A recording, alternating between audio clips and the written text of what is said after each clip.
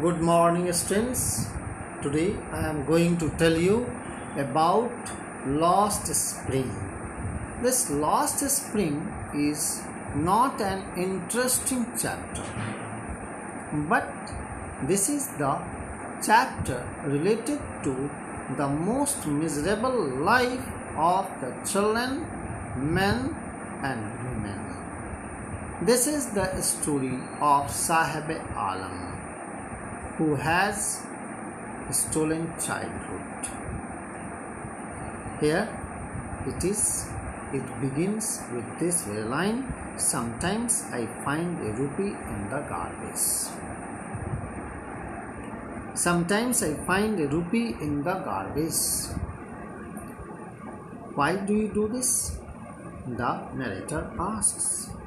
When she meets him, he says that he just scrounges for gold in the garbage dumps of his neighborhood.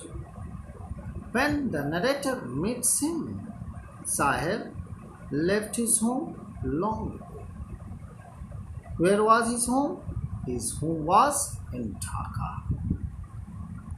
It is the capital city of Bangladesh. This is Dhaka, where you can see how prosperous it is, but its seashore is very disastrous condition.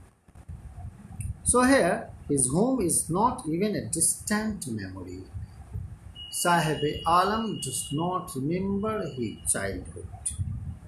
There were many storms that swept away their fields and homes. So many storms really came in this very land that hit the area. And that is why they left looking for gold in the big city where he now lives. Means here he has come to this very city of India, Delhi, and now he has to leave. He has nothing else to do. He speaks in a very low voice. He does not go to school. Go to school, the narrator says very glibly, realizing immediately how hollow the advice must sound. She wants to convince him to go to school, but it is not very realistic. Sahib replies that he cannot go to school as there is no school in his neighborhood. When they build one, he will go. If I start a school, will you come? The narrator asks. The narrator asks, half joking. Sahib replies, he will go. Smiling broadly, there is a broad smile on his face. He wants to go to school. After a few days, Sahib comes to meet her and asks whether the school was ready. She says no. She says that it takes longer to build a school. She was embarrassed. She was so much embarrassed at making a false promise that she could not fulfill. So promises like the narrator abounds in every corner of his bleak world, miserable world, where children have to live a very miserable life. Sahib Alam is found in this very corner of the street. One day she asked his name. He says his name was Sahib Alam. He does not know what does it mean. It means Sahib Alam means Lord of the Universe. Lord of the Universe. He would have a hard time to believe it. He could not believe that its meaning is that he is quite unaware. He roams the street with his friends, an army of barefoot boys. They have no shoes. They have no sandals. They appear like the morning birds and disappear at noon. Like word is used. The children appear like morning birds. It is what? Simile. What is this? Simile. And so you can understand. Over the months, he has come to recognize each of them. Means narrator just looks at everyone. Why aren't you wearing chappals? She asked. He says, my mother did not bring them down from the shelf. He answered simply. Even if she did, he will throw them off. The child does not want to wear. Another child says, because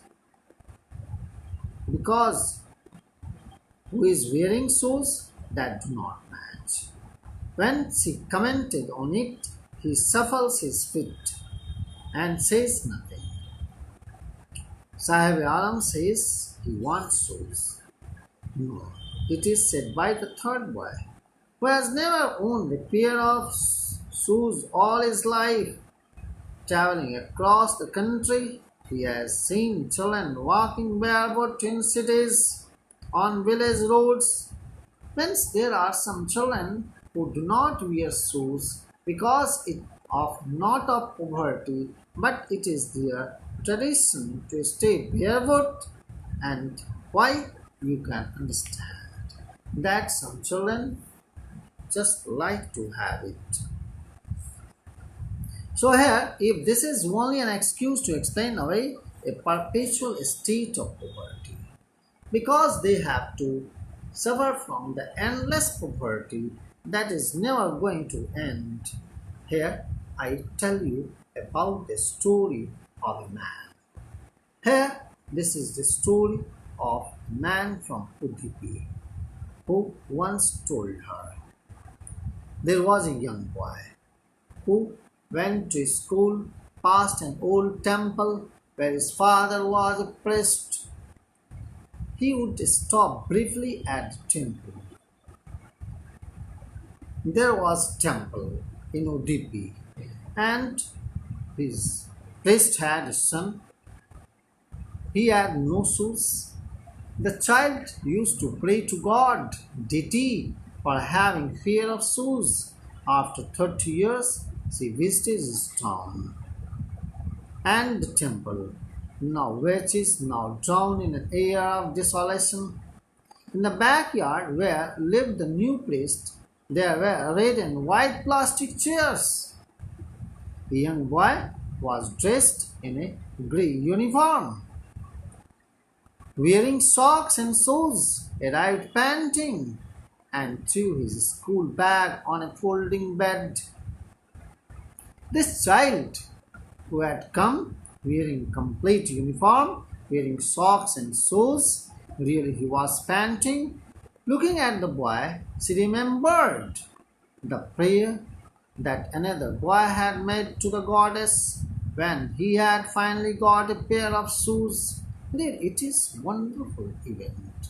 Means it was the time when 30 years ago there were no shoes for children, but after 30 years the financial condition of persons change and they wear shoes.